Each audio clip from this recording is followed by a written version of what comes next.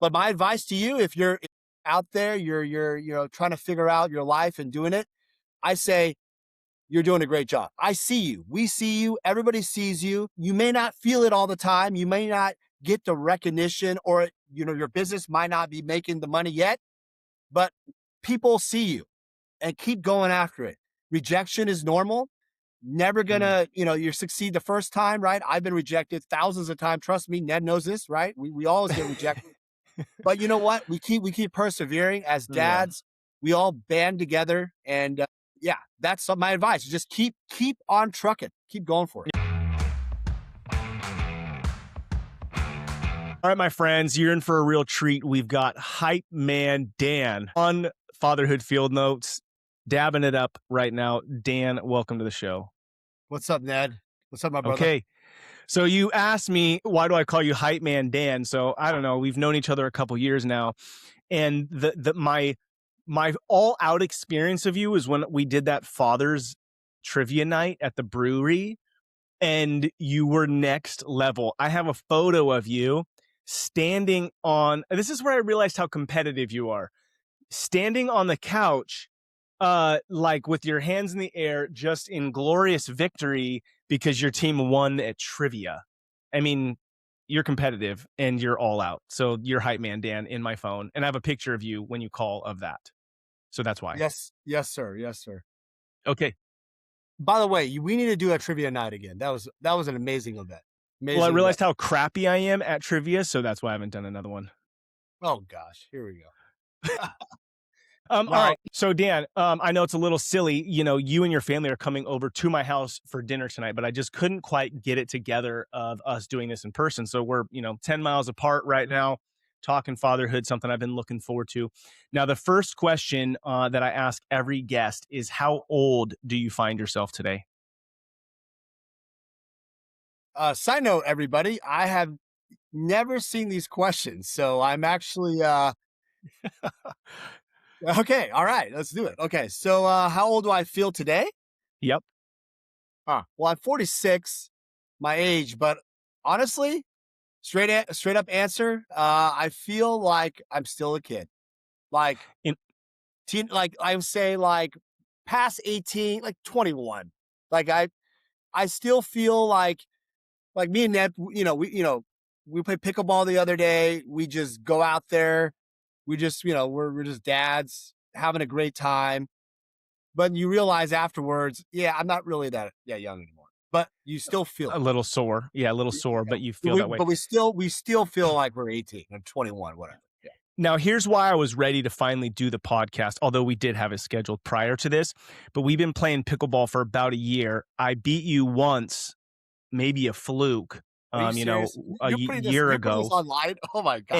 And this weekend, I beat you twice. I mean, you still won 3 out of 5. Okay. So if we're really looking at who got the trophy at the end of this, it was you. But the day before, you beat me 5 times in a row. And then Sunday, And the previous times, what is the all-time record in your opinion? 1. 198, whatever. All right, Dan, how many years you been married? We just had our 12-year anniversary. My beautiful wife, Rachel. Yeah, we celebrated 12 years, 13 years of knowing each other. We got married pretty quick. Yeah, and we met on Match.com. By the way, is that website still exists? I don't know. I don't know. But if it does, they should send us a check right now. They should. All right, so 12 years married. How many kiddos do you guys have, and what are their ages? So we got Scott. He's 17 from Rachel's previous marriage, but still my kiddo since he was 5. And then Nick is 9 years old. Scott is going to be April 29, father's 18, which means Let's go. we don't have to pay for anything anymore. So they say. I want to come back to Scott being 18, and I just for a little pause for a minute here is, dads, it's important to carve out time with other dads. And then something that I really value about my relationship with Dan is sometimes when you get together with friends, all you do is talk sports, talk politics, complain, or like tease each other, which is all fun and great. But like even the other day, pickleball, we're talking trash, having fun, but then a couple of real conversations. Actually, Saturday, I came to Dan as soon as he got in the car, picked him up. I asked him a question of something I was wrestling with.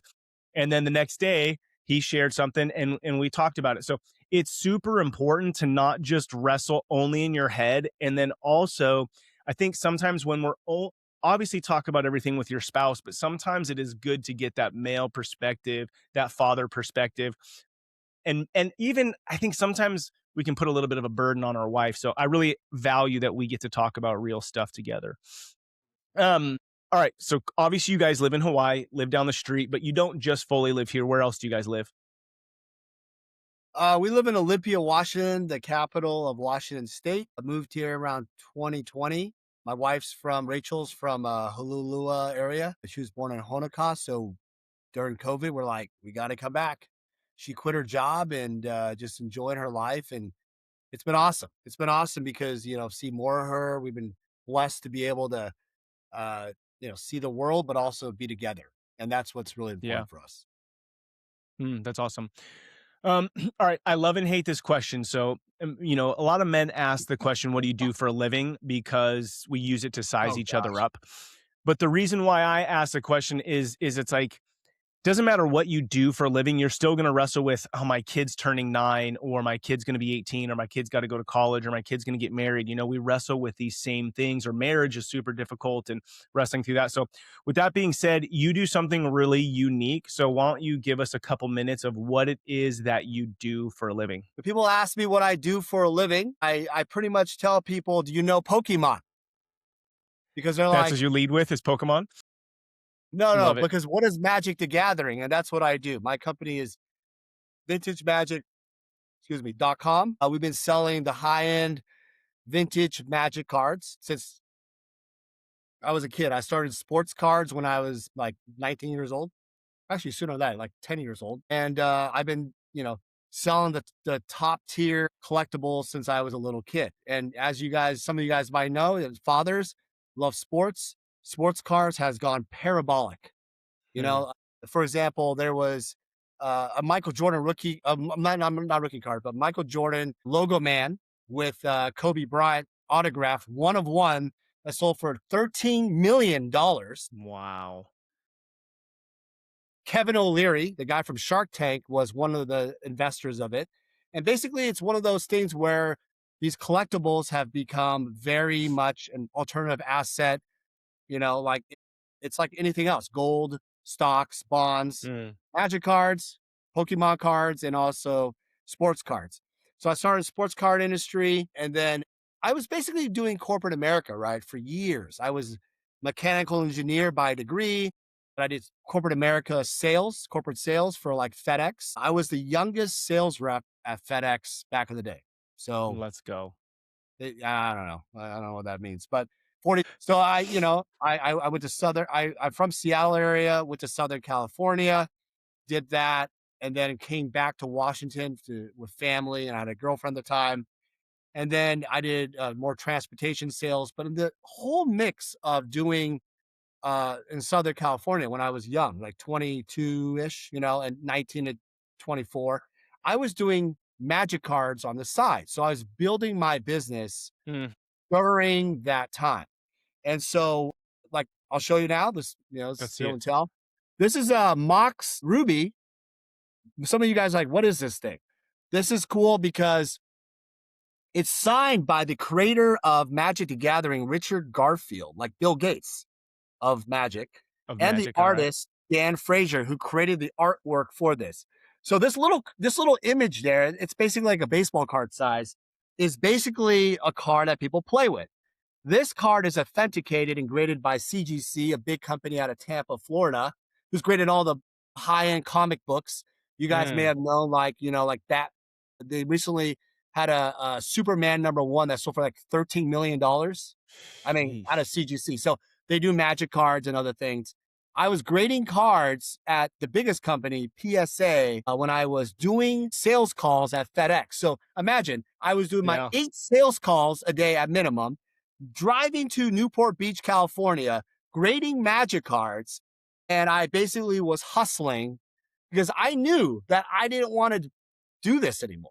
Yeah. And I believed in it. This is, I wasn't married, no kids, single, whatever, right?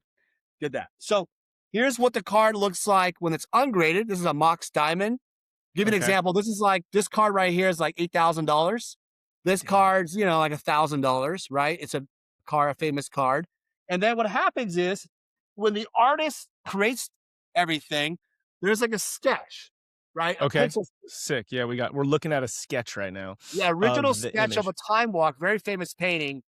And you're probably wondering, why do I have this in Hawaii? Well, when I travel and do my business, I carry stuff and I receive stuff and I sell stuff.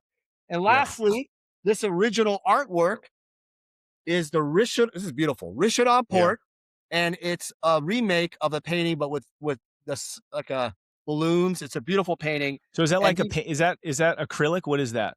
it is a oil painting. A oil painting, okay. Yep, oil And then painting, that's and what, like that's I'm like a holding a card 12 by like this. 10 inches?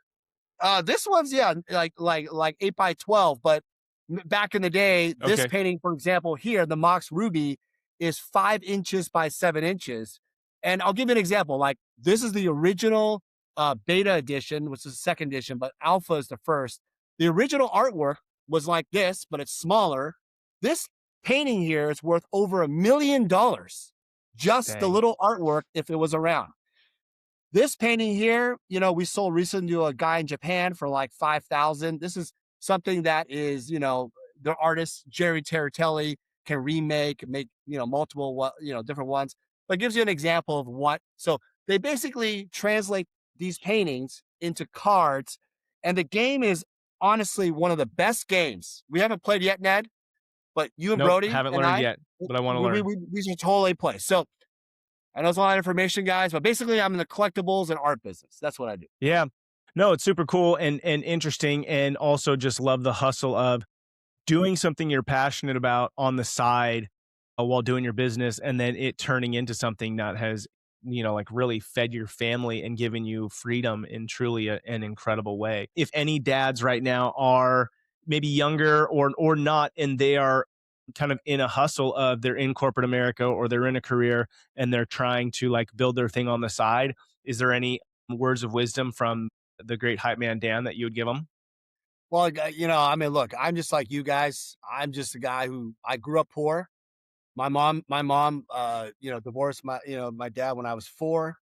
We had food stamps, Goodwill. I got one video game from my mom for Christmas, and my birthday is January, just 16. So I got 2 video games for Christmas, my birthday, and that was all the video games I got when I was a kid. I remember Mm, eating Costco bean burritos. I remember, taking care of my sister 2 years younger than me, Michelle, and, protecting her, through life, because she had to work, right? I did not grow up wealthy. I didn't grow up mhm. successful. But my advice to you, if you're out there, you're trying to figure out your life and doing it, I say you're doing a great job. I see you. We see you. Everybody sees you. You may not feel it all the time. You may not get the recognition, or, your business might not be making the money yet, but people see you, and keep going after it. Rejection is normal. Never Mm. gonna, you succeed the first time, right? I've been rejected thousands of times. Trust me, Ned knows this, right? We always get rejected. But you know what? We keep persevering as Yeah. dads. We all band together, and yeah, that's my advice. Just keep on trucking. Keep going for it. Yeah. It's funny you say the rejection piece because I'm just having this conversation with Brody, my son. He's 16. And I know you, me, Scott, your son, and Brody have sat down and talked business several times. But, Brody's wanting to get into sales. And I'm like, dude, why not just get into it now? But we've been talking about the rejection piece, learning to take rejection, learning to hear no, learning for things to not go your way. I mean, shoot, literally, bro, before this, I was doing a workout. I got an email from somebody. It a little bit derailed me because they said it was kind of a bit of a rejection. And I had to talk myself off the ledge. And I'm 42 and I'm, like life is pretty good. And I still derailed me. And I literally about 15 minutes kind of while I'm working out, just go like, hang on, this is okay. It's not the end of the world. It's just a thing. We'll get through it. So yeah, being able to self-talk through rejection and wrestling is good. All right. So let's switch over to some fatherhood stuff. You got married right away. It's like you're married and you're a dad, same It- day, It's the dad. It's the dad. Yeah. instant dad. So In your opinion, and you just shared that your dad wasn't really around, is that correct? Yeah, my dad, he was in the Navy. Mom and dad divorced when I was 4. We also, I went there back to Taiwan in the summers, learn a little Chinese. I can speak or I can order food, guys. I can order food. But yeah, my dad was never really a huge influential part of my life. No. How often did you see your dad growing up? Oh man, just the summertime. So pretty much from uh pretty much like for 5 years straight, we would go to Mm. Taiwan and see him, up until like fifth or sixth grade type of thing.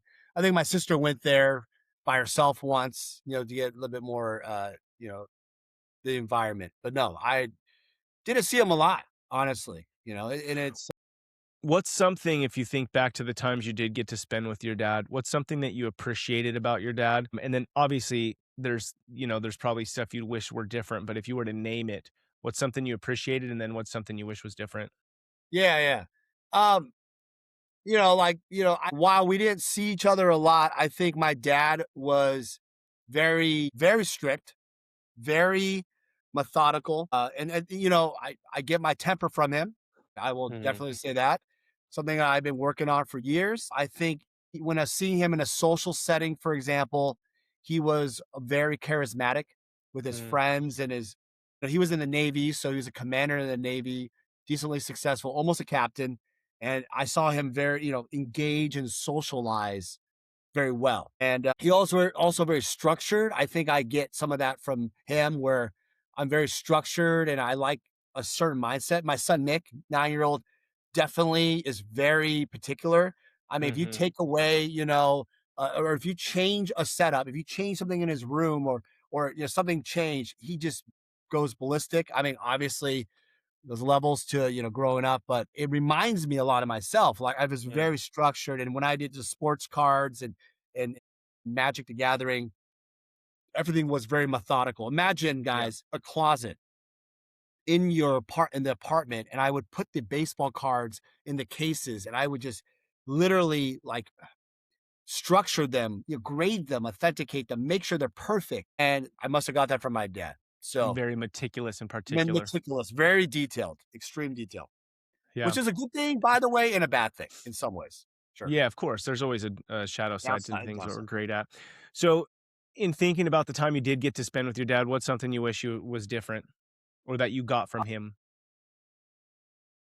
I don't, I saw my dad, in Taiwan. My whole family went. I think it was like during 2019, 2020, and Oh, we were wow. able to see him we were seeing him for a little bit. We went to all the way to Taiwan, but there for like 2, 3 weeks and saw him for a decent amount of time. And I realized that I don't have any regrets. I'm not upset that my mom passed, Mhm, 2019, but they were never really close, right? They're close, but then they also, had their issues. But I don't go back and be like, like, why didn't you do this? mhm, Why? Because I think part of it is, you know, like, as you get older, you start realizing and engage in fatherhood. I mean, mhm, honestly, he knew the best he could. I mean, I'm not giving him, like, there's things that he did were not acceptable. I came from an abused family, physically abused. I want to tell everybody that. Just, I'm vulnerable about it. I was abused. I was verbally abused. I was physically abused. My stepdad and my real dad. And it was mhm, very hard. There'll be times, drinking or not drinking, right? It has nothing to do with that. It's more about he'll just hit me and just say, "You weren't acting right today." And I was raised that way. mhm, And I forgive him. I know that, like, I kind of look at it like, I don't think that when people enter fatherhood, they know what to do. There's no mhm. guaranteed recipe. Yeah. And I know that I wish, I wish, I wish in my heart, like, I wish he didn't suffer in his own childhood. Wow. Yeah, So he yeah. can basically have given his real authentic self. I don't think that's what fatherhood is. You made this comment that you wish he didn't suffer when he was a kid. right? So you're seeing that you felt like he gave you the best he could with what he had, wished he didn't suffer. What an empathetic thing to say, and also to acknowledge that you suffered in some ways as a kid, but, your kids aren't gonna be having to say what you're saying right now when they're 46 years old. So, you did make a generational change, right? From the physical abuse from a stepdad and your biological dad to now your kids, you're building a different foundation for them. So I gotta point that out, like, and it's no guilt or shame on them, but you decided to take what you were given and make something different out of it. For you, what was that shift? Because even you said, hey, I got my anger from my dad, but I'm working on it. And just the other day, you shared a total win with me where we were playing pickleball, we were talking about some family stuff, and you were like, dude, my kid said this, and I didn't lose my shit. You know what I mean? And I was like, Yeah. dude, it was a Yeah. win. I didn't yell at him, right? I didn't yell at him. And so my question to you is how, because if a dad, I don't want a dad listening really to go, well, my dad beat us, so I beat my kids. Obviously, we are all like, yeah, that's stupid. But for you, how did you make that shift to not take on some of those characteristics that wouldn't be beneficial for your kids? Yeah, yeah. I mean, there's probably multitude of little reasons, but part of it is, I think you rely on God. Yeah. There's been so many dark times of sadness in my life and challenge. I was abused by my stepdad too. We went to foster care for a year. Both my dad and, we didn't go to foster Mhm. care with my dad, but I was abused physically. I remember my birthday, he punched me and I had to call the cops. He was arrested. That And sucks. and it's just I'm you go sorry through that all these. happened. Yeah, yeah, thank you. And you just go through all these experiences, but you gotta like the way I even wrote a poem back in whatever Mm, grade it was about just the conflagration. Look it up. Conflagration is the fire, right? The pain, the flame, the hell in a way, right? Of what you're mm, going through. But in the midst of all that pain and whatever, as a teenager, you can either choose to be, you know, continue the path of yep, abuse other people, be an be a jerk, right? I don't want to get an A word, right? Whatever, right? The bad stuff. Or you are choosing to become your authentic self, a good yeah, person.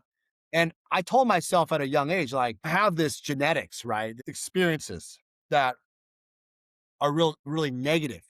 But I'm mm, not going to raise my family. I know I want to be married and have family, but I don't want to do that to my children and for guys, I am not perfect. I have messed up plenty of times, but I think where I stand today, I think I'm stronger than ever because of the mm, foundation of going through the mix of it all, right? yeah, And that's the thing is like, like all the successes of financial or, life doesn't do anything, right? Doesn't help you solve that. you have to do And the work still.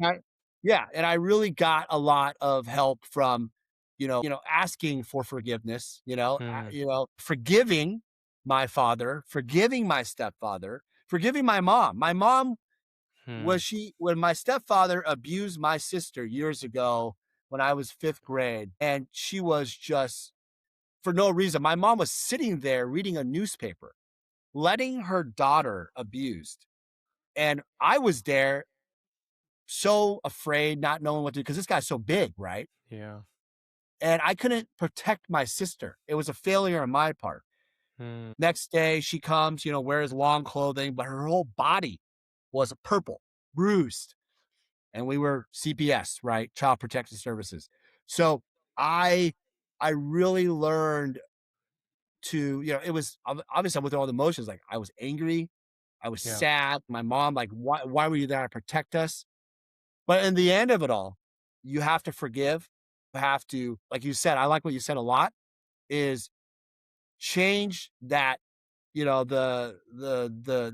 what'd you say a minute ago? The current situation, the right? Break the generational line, like the family yeah, yeah, yeah. line. Yeah, you Yeah, because broke. yeah. Yeah, Yeah, I breaking the pain, right? And mhm, we talked about legacy actually most recently, and it kind of goes Yeah. to that is that what am I going to do? Like, am I going to continue the legacy of just my father and my stepfather? Yeah.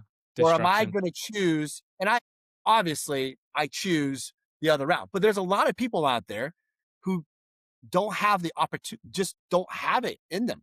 I don't Well, know. yeah, you brought up a good point earlier. There's no real recipe for fatherhood, and that's really what led me to want to have these conversations on the podcast is to create a space. I think that there's lots of mom groups where moms can go and talk and connect, and it's just not quite as prevalent for fathers. And so it's like everybody feels like their story is the hardest and the worst, and they're alone and nobody understands. And this is just an opportunity, one, to celebrate a dad, right? To celebrate you, to celebrate all that you are as a stepfather and a father, to help bring your story to the light. There's major wins in your life, and then there's been major struggle, and some of the wins are from figuring out how to navigate the struggle. And it's just so important for us dads to know that and understand that, hear it, and connect. What is up, my dudes? Forgive me for interrupting you, but if you have a son, you will want to hear this. As you know, I have been involved with Rise Up Kings the last 5, almost 6 years. Incredibly impacted my life in massive ways in faith, family, fitness, and finance. And this past year, they launched the Genesis program, a 3-day rite of passage for young men ages 13 to 17, where a father can attend and be a part of this process. Truly incredible. And I have an incredible honor, privilege of, after the 3-day event, there's a 6-month mastermind every other week for the fathers, every other week for the sons, and I am leading, coaching that. And this last week I met with the sons on the call, and I mean, they are leading with prayer, they are leading devotion, they are working to respect their mothers and build relationships with their siblings and have a respectful, honoring, growing relationship with their fathers.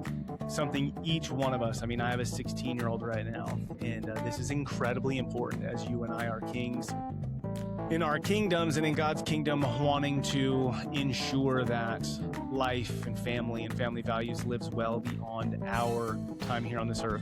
So go register. They are going to do a program once a month. I believe these are going to fill up incredibly fast.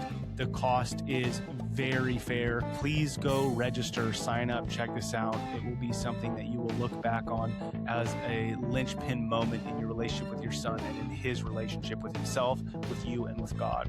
You can go to www.riseupkings.com/FFN for fatherhood field notes. Much love, my dudes. Thanks. Now, Dan, as you think about this, as you became a stepfather first and foremost, right?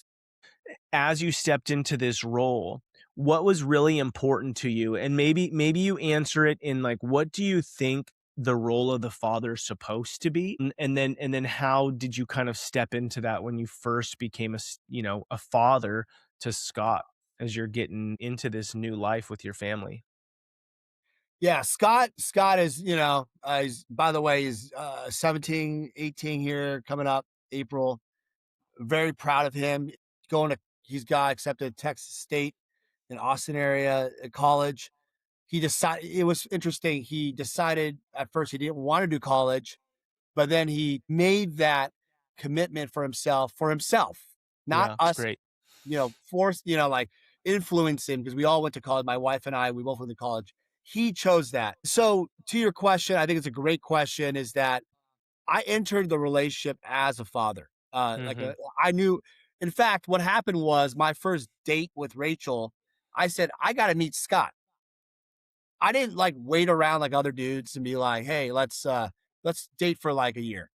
I said, I'm flying to LA, that week for some business. I want you to be my girlfriend. And I also, when I get back, I want to meet Scott. That's it. That's all. And so I think part of it is I'm a guy who knows what he wants. Some people, Mm, I've always been that way, but I also knew the response. I didn't know what I was doing. I didn't know that I was going to encounter as a 5-year-old. And then when I met Scott, you could tell he was very sweet, very unsure. We had a lot of fun together. and joke a lot. He was so cute. I have all the videos to this day. It just makes me cry and laugh, right? It's so funny. Mm, What I go to the post office or FedEx all the time, and I have this video where he would be at the post office looking at all the little postcards, and I would just sit there recording him. Like it'd be like 5 minutes later, like he doesn't even care if I left. Like here's my son just not caring. He's just talking to himself about life. When there's a train that passes by, he'd be like, "Train, train!" It doesn't even matter what it's doing. And we would, and I have my mm, ears, and he loves trains back in the day, right? He wanted to be a train engineer. All those things just accumulate. Like, yeah, you know what? I may not know how to be a dad. Like, I didn't enter this, but mm, it's being present. It's about being present, mm, and in that world that we're at, it was perfect, right? The way we, the best we could, right? Uh, I gotta say, like, I went in this. I'm the type of guy that goes all in, yeah. 150 million%. I may not win all the time, like I didn't win Ned the other day, but Ned knows I try. I was a little tired. Also the lights were off. I didn't see the ball very well. Net Whoa, whoa, whoa. Hey, come on. Whoa! Hey, Come I on, gotta come throw it on, there. come on. But the thing is, the reality is though, and all joking aside, uh, being a father, you don't know what to expect, right? Even being a husband, it's not easy, right? Mm, You just do it. I think as fathers, that is our nature, that is built in us, our DNA, is that we essentially mm. we do it. We just do it. We just when the garbage is there or whatever, we just do it, right? When like if something is out of sorts, we just do it. We don't sit there and complain. We do it. Just do it. Wow. Okay. Yeah, just do it. You should coin that. You should coin that. That's really good. Like you should call me. Call me. Trademark it.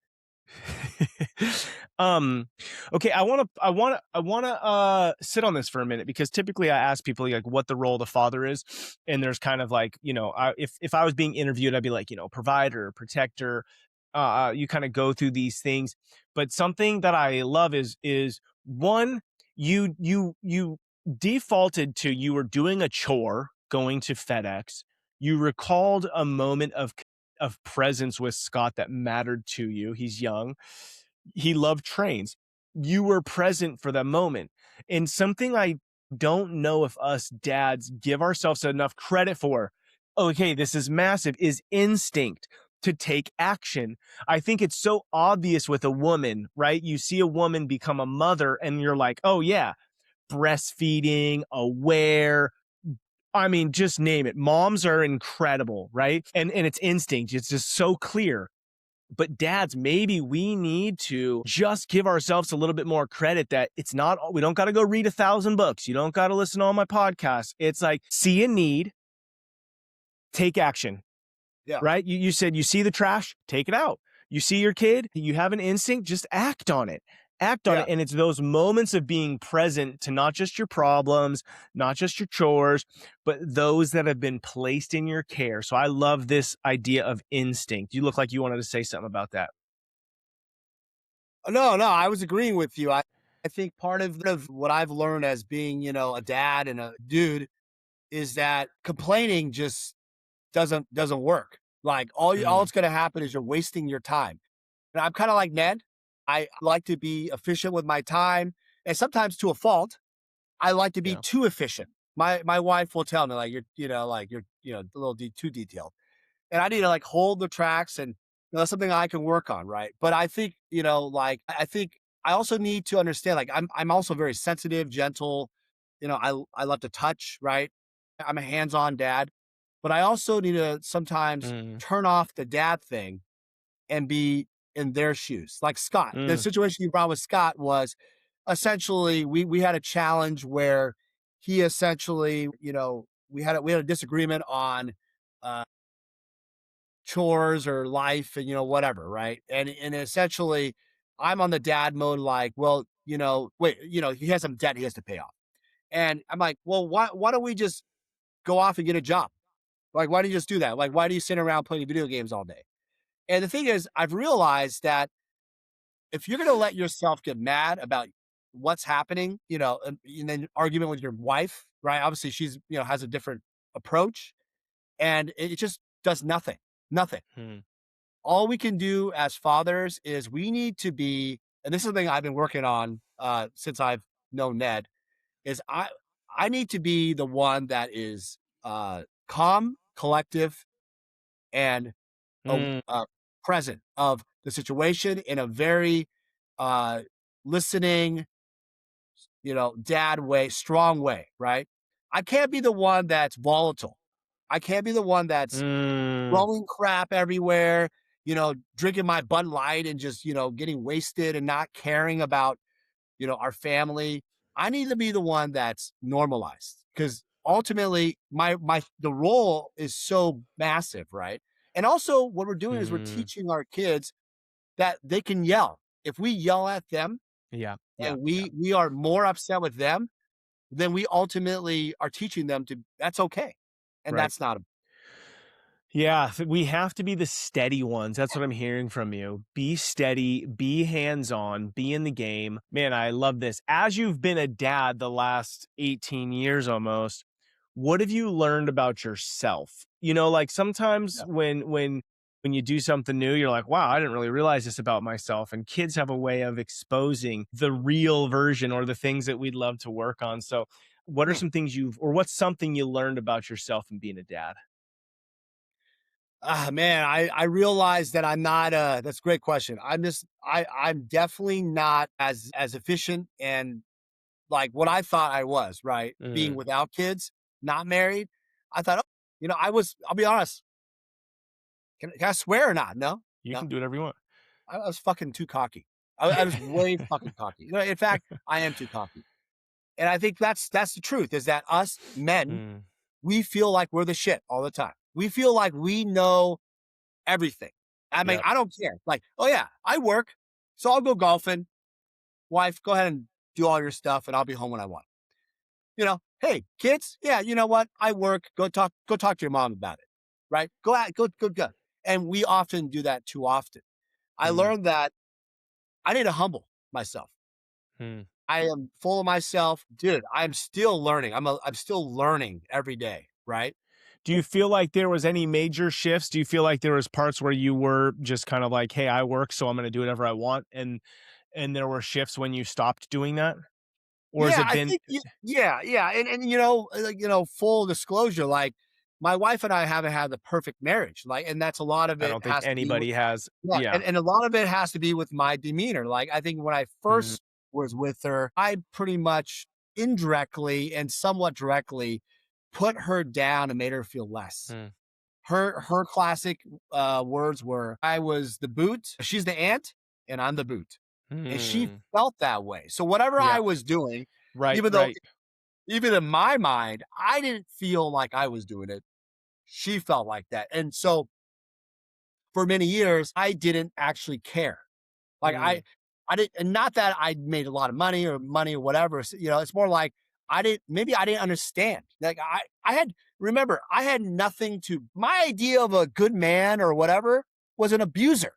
right. Not to say that like that's like a default, like excuse, but I didn't know what that looked like. You Yeah, know what I mean? yeah, but you figured it out, right? I I did mean, we're through a we're lot of co yeah. yeah. I mean, I'm not gonna call it luck, but through a lot of like uh spiritual, awakening, through hard work, through patience, through you realizing for yourself that I think when people believe that they're always right and they're Mm, all those things or this effect. It's when you finally the turning point is when you finally realize you're not all that. mm, Then is when you start changing. Like, yeah, I'm not just because I make money or whatever, doesn't mean gives me the right to talk to someone like that, right.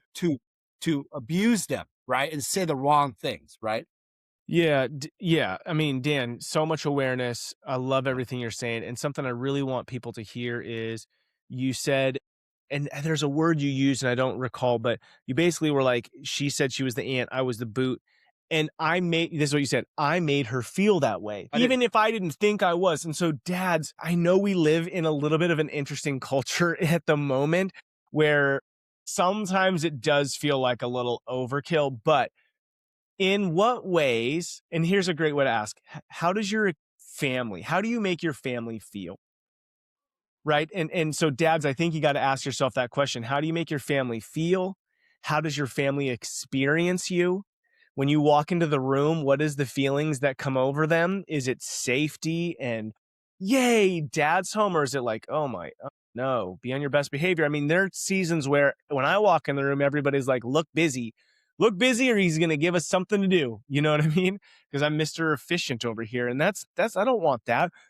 And dads, we have an opportunity to set such a tone in our marriages. I mean, man, I got to admit too, Dan, it's like I really messed up in a lot of ways. You know, I got married at 21, um, had expectations, you know, young, immature, had a kid when I was 23.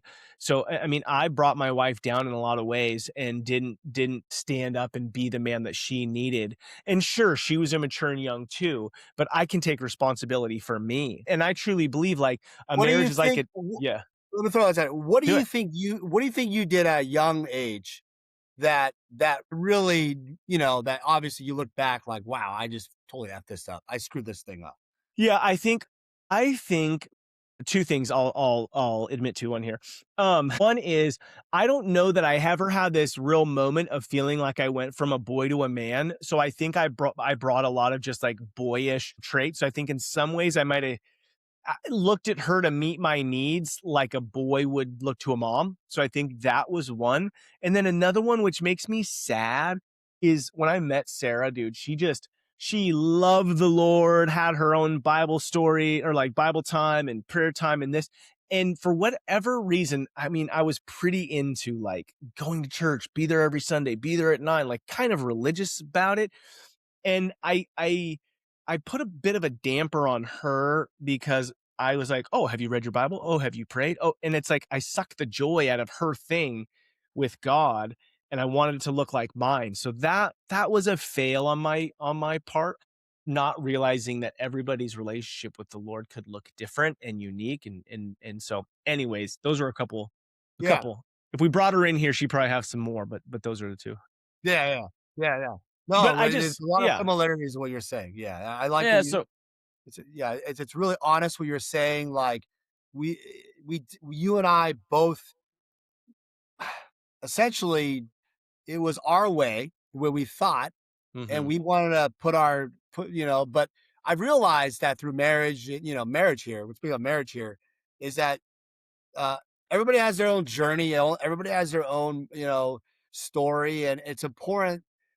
I think as men, I think the hardest part is, like, as a guy, it's like, no, I'm right, right? Or it Right. comes across like, and I like what you said. It's exactly what you said. Like when I come back from a trip, my family, I don't want them to feel like, oh shit, dad's back. Yeah. Let's make sure that, everything is spotless. You know, Right. I'm trying to get to a point where it's like, wait a second. These are I'm trying to teach you.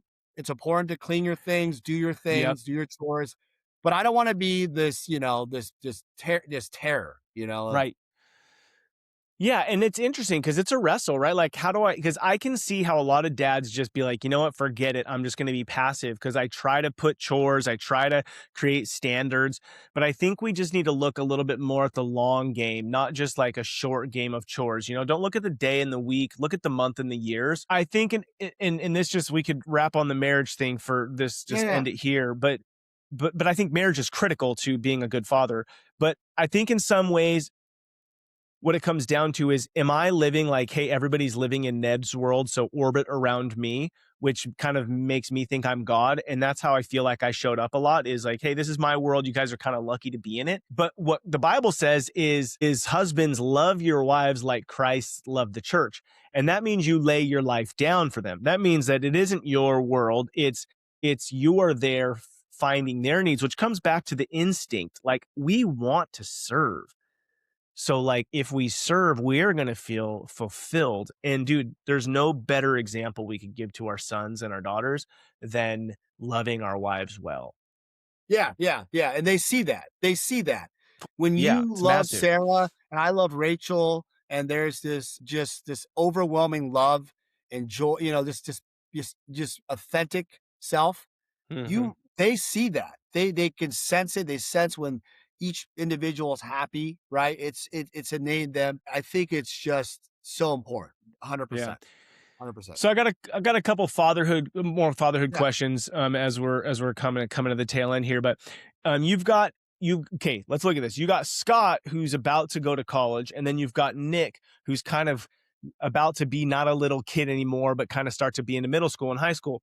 So when you think about them at 25, let's just say they're 25, maybe they're starting to like be at that, they're going to get married, whatever. What's a character trait that's really important to you as a man? Like you want to see that they have this character trait. And then what's a skill that you want them to have to be able to kind of like operate out in the world, whether it's business or whatever? What's a Yeah. character trait and a skill? For both or in Yeah, for gen each. So, like, as a man, what do you want Nick and Scott to yeah, both yeah, yeah. have as they're, becoming Yeah, men, yeah. leading So their own for both families? kids, there isn't Yeah. any distinction there. I think a character trait I would like them to I think they're generally very honest, but I think Mm, the most important thing is the honesty factor yeah. Yeah. is I think honesty goes a long way in business, Yeah. relationships, of anything, right? Let's come on. If you honesty goes into the stem of trust, right? Mm, I'm also big on character trait is keeping your word. mm, Word. When you say you're going to do something, you're going to do it. I learned this from my business partner years ago, Larry, doing the baseball card thing. He said, "You know what, Dan? If you pay too much, but you say you're going to do it, you're going to do it. You have to pay them. mm, If you pay too much, you made the wrong decision, you made the wrong business decision, you don't lie about it. You just say, you know what? I'm going to pay you. You're right. I made a mistake." And that goes with everything. Now, character wise, yeah. So that's the character, that's right? character. Yeah. I mean, that's a skill too, right? Like you develop Also honesty in a skill. lot of Yeah. ways. But yeah, what's a skill you would say is Yeah, I important? think I think skill, honestly, for my both of my kids, I think it fits a lot with you guys, fathers out there, and you know this already, Ned, is forget this like stuff and electronics. Be Mm, present with the human relationship. mm, My biggest skill, I hope for my children, because I kind of feel like in their world, and I can see it, these AI and the technology and the videos, it's so social media, right? It's so consuming of their brains. And we didn't have that. We had, mm-hmm. Mario for the love of God. That's all we had, right? Zelda. Hey, I'm gonna beat this thing and I'm gonna go, cook my Costco burrito. That's all I got. I call my phone on my dial-up. Remember that? The dial-up Oh yeah. AOL. You got mail. That's all we got. So my accessibility, the abundance of information is Yeah. so easy. And I challenge them and say, hey, think for yourself. Something I'm working on my Mm, 17-year-old spot, right? Like, rather than ask using Chat GBT to tell you what their thoughts are, and I mm, get it. They have a lot of information. What do you think? What do you mm-hmm. really think about our society, politics, what's going on with Mexico, whatever, right? What's happening in our world? What do you think? Why do you think the relationship of this situation, like maybe a girlfriend, right? Friendships, right? Our relationship, me and him. Let's just talk about it together, or talk to someone, human Mm-hmm. to human. That's what I wish for them. Yeah, man, that's two skills I really hear there, and I love the way you phrase it there is be present in a human relationship. Like that is a skill. It's always been a skill, but especially now of what does it mean to be present in a human relationship? So I love that, and then the other one is to think for yourself. I think those two things are going to like those are the kinds of leaders we need in our society right now. Those are the kind of fathers we want in homes, leading and loving homes is be present in human relationships, meaning you're not just all in, your own world, and then think for yourself. Don't just be a follower. I love those things. Dan, there's a question I ask every one of my guests. So the podcast is Fatherhood Field Notes, and you've been doing an incredible job. I mean, sharing your past, sharing your life with us. But the mantra is rebel and create. And here's the thing.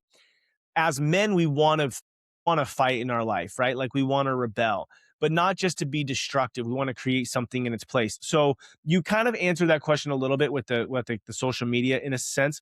But when I say rebel and create to you, what's something you're rebelling against, and what do you hope to create in its place? And I'll give you an example. Like we're rebelling against, phones at the dinner table so that we can create family conversations. Or maybe you're rebelling against some sort of like calendar structure or life structure so that you can create something else. So for the Chang family, what's something that you're rebelling against, and what do you create in its place? Yeah, yeah, and I think back to what I was saying. Awesome question, awesome. I think when I hear the word rebel, it's almost like what I want to be a little bit nonconformist here. You Hmm. know, what can we do to kind of like think for ourselves, do what you want, and I feel like the most important thing for me to rebel on is. By the way, I was voted nonconformist in my high school, and I'm Were gonna you just really? yeah, yeah. Everybody else was voted best looking, whatever, best. You sound bitter about that. I was also voted, I think, most entrepreneurial too. I think one of Okay. those. Dang. But That's sick. but yeah, but also, but I think I'm hoping for my children and for that they look at the world in a nonconformist view in the sense that I'm not saying be a rebellion, like cause chaos. Of I'm course. saying be a this is the word, be a disruptor Yeah. in ways that actually are unique, to what you want to do, maybe influence people, be a disruptor in life in a positive way, right? Maybe it could be changing someone's mindset, by Mhm. helping someone. It could be giving back, through monetary, but more than not monetary, but really just your time, right? Showing up for other people rather, and this goes with another second thing is stop being so selfish. We Mm. as humans are so selfish with our time. We always think for ourselves. We always think about us. And today, I think going to someone and telling them, "Hey, I really appreciate you. You're awesome." Don't just call them even. Show up to their work Mm. and say, "I was thinking about you. I want to give you a hug. I think about you." We Mhm. talked to our friend, Jerry today. Jim, my wife's dad, or my wife's said Jim.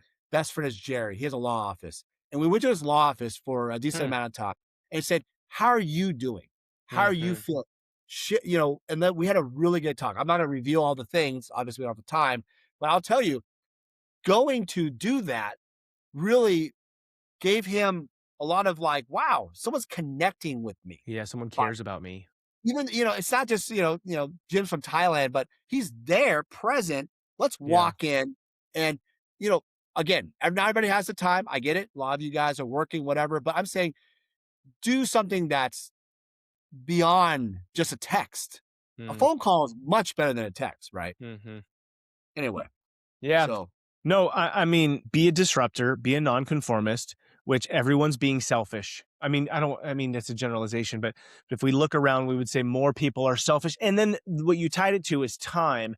And I feel like in some ways I'm very selective with my time. I think part of it is just my kids' season, but and I'm oh, it's wanting to hard. spend time with them because I see the writing on the wall. But yeah, man, I love what you're rebelling against. I love what you're creating, that connection. And I think sometimes we miss that the opportunity to step into entrepreneurship is not just for financially to like be able to get the things you want, but it's about giving you time to be able to kind of live life.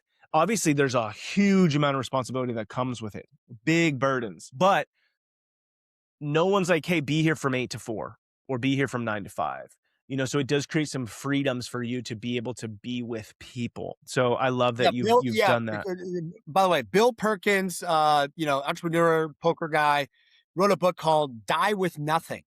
Die Mm. with nothing, and I will tell you right off the bat, I 100% agree in the sense that you should be, uh, you know, we're trading our hours, right? We're trading our hours of our life when you work at the job because one day you want to have more time, right? So you got to think about that. Like, I'm working whatever job I'm working, and that's awesome. But we're doing this to basically trade our time for money. And the money in turn is used to basically buy time, maybe like in the case of a landscaper, right? You have a landscaping thing, or you might have a cleaner, right? Who might be saving you time for more time with your family, right? It could be Mm-hmm. anything, right? Just a few hours here and there is so much compound. It's crazy. Like, I don't want to pay the money, but that time you get with your family or your spouse is so much more important than the money in the end of it all, right? Yeah. So I'm not saying this from just a point of view like, like, yeah, you can afford it. It's more about choose that, choose Mm, areas where you can find time. And entrepreneurship is like that. We do that because we want freedom. Freedom is the reason why I do this. I'm not doing this from the business side. I love this because of the freedom that I have. I right. love that you and I can spend time together and make our own schedules. Some people aren't at that point, and I get that. But you can do it. You can get there by, you know, using the money you make, investing the money you make as a vehicle to make more money without you being present at that job. So Mm, the money you make is an investment to other things. Doesn't matter what it is. It could be magic cars like I did it, or it can be real estate.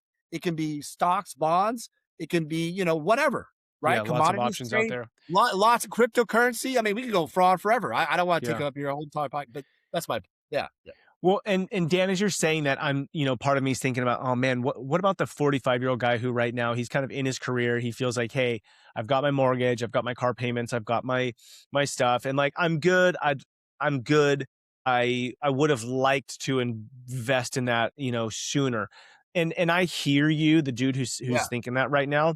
And what I want to suggest to you is, what do you wish somebody would have taught you when you were 18, 20, 22 Yeah. Yeah. that would have set you on a path? And I'm not saying a better path, but what would you have wanted? And so I encourage you to go give that to your kids, to start talking to your kids about that now.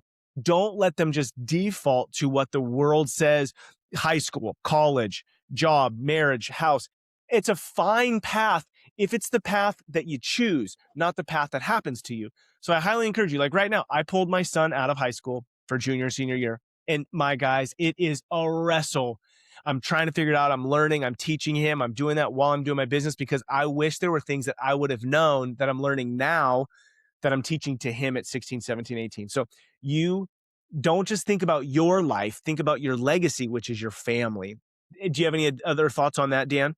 Yeah. No, dude, seriously, guys, people watching this, like, I feel like the legacy thing is something people like. We're all consumers, right? We're consuming Mm, this, whatever it is. We're just using the world. We're not really thinking about the structure of family, and that's huge. oof, I yes. would. I mean, to your point, I think that when it comes to like your children, telling them, what you would have done, stuff like that, the only thing we can do as fathers, in my opinion, is that, like Scott, he wants to do land surveying, right?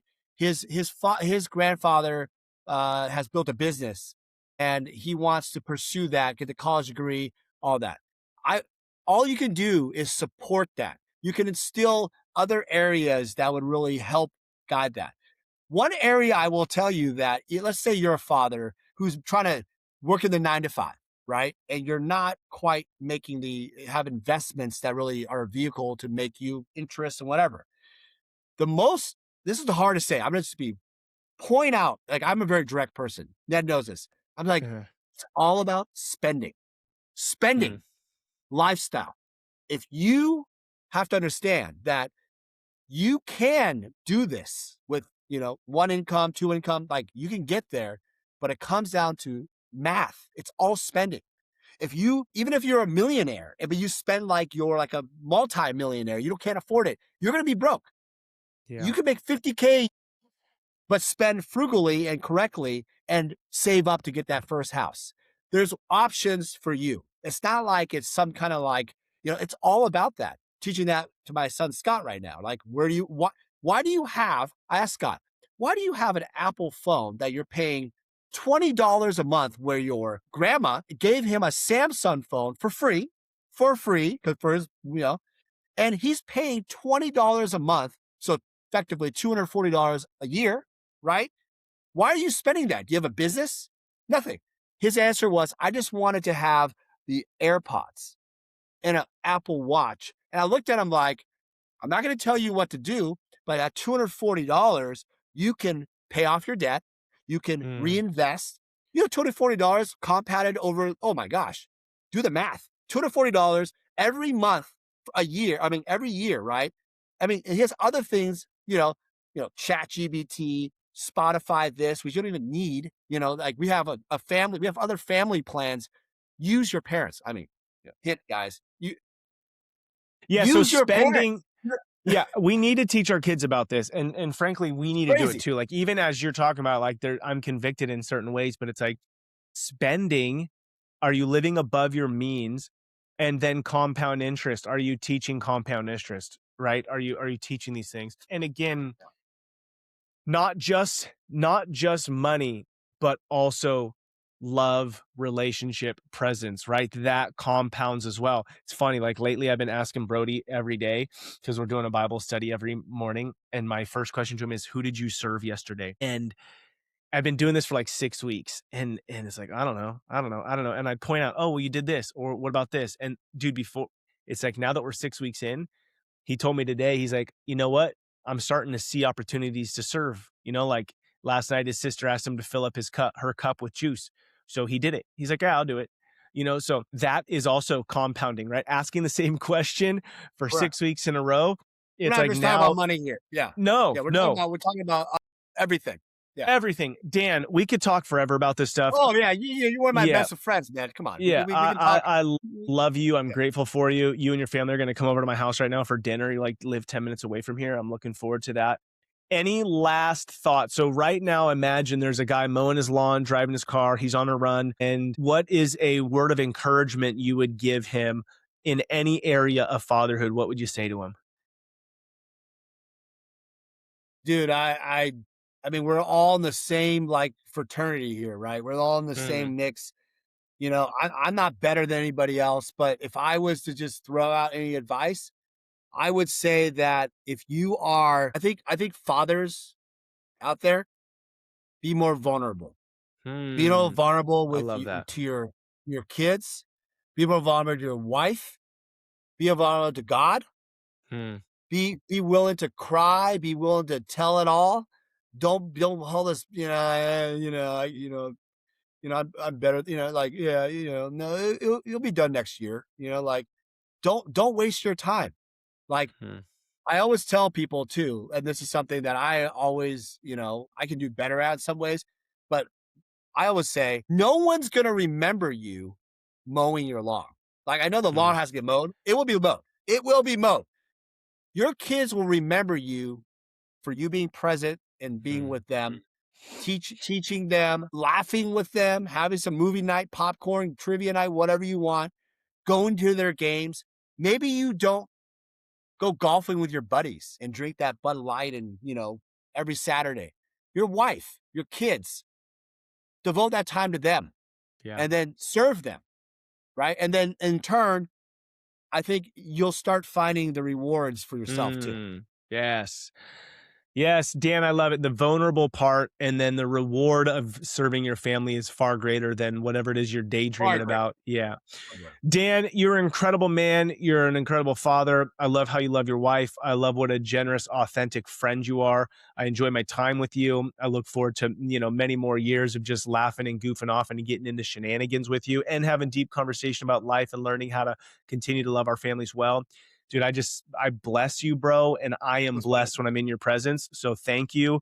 Much love to you. And I look forward to eating dinner with you in a half hour. All right, guys, let's go. Peace, Seattle baby. Seahawks, baby. Next year, two for two, guys. Love, Ned. We'll see you soon.